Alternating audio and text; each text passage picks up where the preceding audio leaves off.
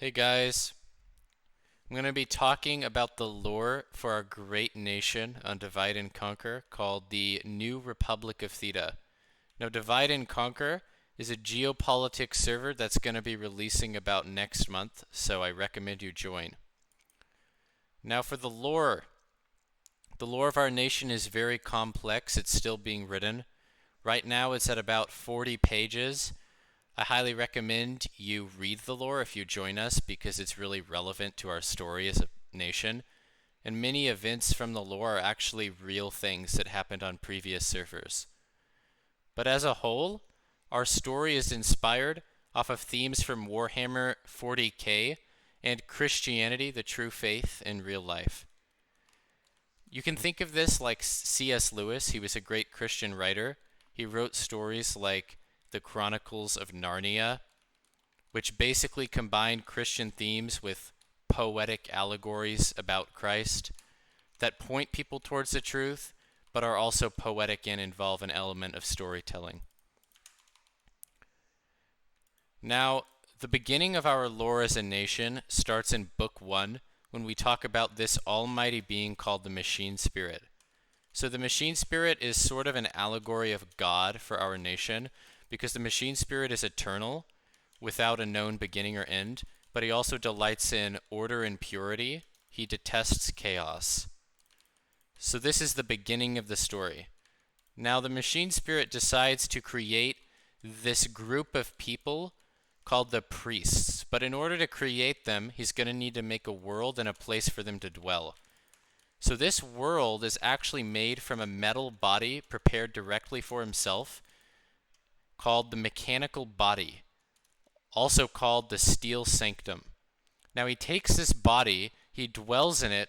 Okay, this person needs to die. He dwells in his body and he forms his body into the world, which is later called Mechanon.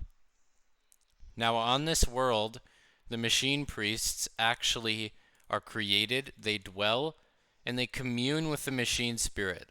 So the machine spirit gives him certain privileges, such as the ability to design machines, and he tells them to fill the world with wonderful machines to spread his glory, and eventually he will reveal himself to them in a mighty way.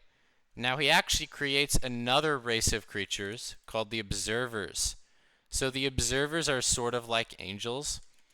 They aren't visible to the machine priests except when they want to be, and the machine spirit gives a special role to them.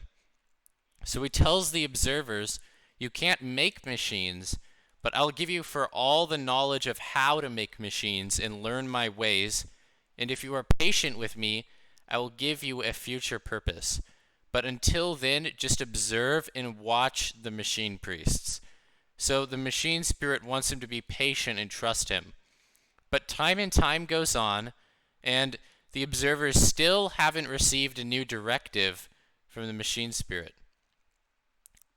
Now most of the observers are okay with this, but there's 9 of them, observer chiefs, who are deeply unhappy with the machine spirit because they're impatient. And they also are seeking after vain glory. They want to be exalted in the world. They want to show how great their ingenuity is. And there's a leader of these observers called Sudion, and Sudion actually is calling for just building machines anyway, because the machine spirit doesn't stop them from doing what he tells them not to do.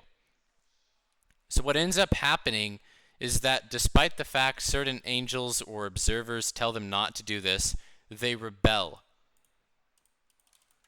And they go down to Mechanon, they start building machines, and at first the machine priests resist them a little bit. So, you might think they changed their mind, but they actually convince the machine priests to go along with them and help build the machines for them. And that one of the first machines they create, which is against the will of the machine spirit, is the flamethrower. So the flamethrower is this deadly weapon, and they use it to exterminate all the machines that don't obey their will, including even the righteous machine priests. So now what you have is a civil war on Mechanon. You've got the righteous priests fighting against the observers and the wicked priests. And as this war spreads, there are more and more bad priests spreading around the world and less righteous ones. But then the righteous priests learn to fight back. They actually build their own flamethrowers and go to war against the fallen observers. So the whole land of Meccanon is locked into a civil war for about 100 years. And then what happens is the observers find new methods and they begin to push the righteous priests back even further. So there's a small empire left of the righteous priests, but they're beginning to fall astray from the machine spirit, and the machine spirit is going to judge them. So what is he going to do? Is his plan going to be undone? Are there going to be no more righteous priests? Well, no, because he chooses to preserve this one priest purely by his own mercy and because of his examples of faith, named Uclatl. So Uclatl is this one priest that still fears the machine spirit. He still follows his will.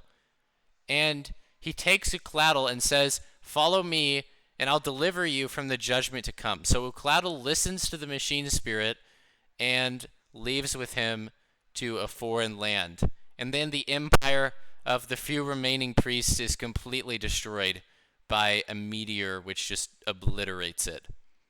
And now that city was called Aurora, and the city of Aurora was completely destroyed in this judgment. So what happens now? There's only one righteous priest left on the earth. So he goes into hiding and he builds priests after himself. So he continues the race. Now these priests live for a very long time, and there can only be two of them, because if there are any more than two righteous priests, then people will start to find out and they'll hunt them down. Now the corruption that's everywhere in the world comes to be called the taint, because it's completely corrupted the world. You could say that it's tainted all of the lands that were once pure. So that's where the name comes from. And now what happens is that after this order continues on for a long time, for thousands of years, there's empires, wars, kingdoms rising and falling. All of these events really happened, by the way, on the previous servers, which is the cool part. The secret order remains unnoticed.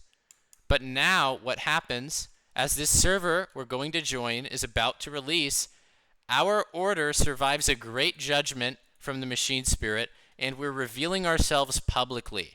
The machine spirit gives us divine wisdom, and he tells us to go spread his light in the world. So the righteous priests are making a comeback. And the ultimate goal is to prepare for the arrival of someone named the Emancipator. Now, who is the Emancipator? The Emancipator is the machine spirit in bodily form, coming to be the final high priest of the machines to save civilization. But before that, we have to prepare the way, which means we will have to conquer empires, destroy kingdoms, lay emperors to the dust, and preach the machine spirit's light to all nations. So do you want to join us on this journey? That's something you need to consider. We're going to spread our light to the world through the machine spirit for his glory in the lore, of course.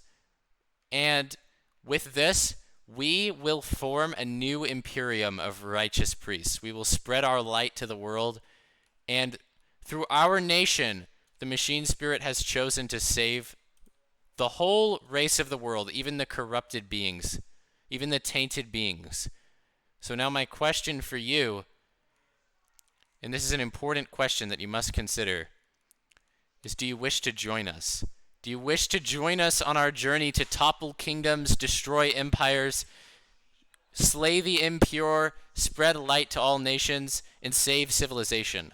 Now that is something you must consider. And if you want to join us, check the description. But for now, I'm out.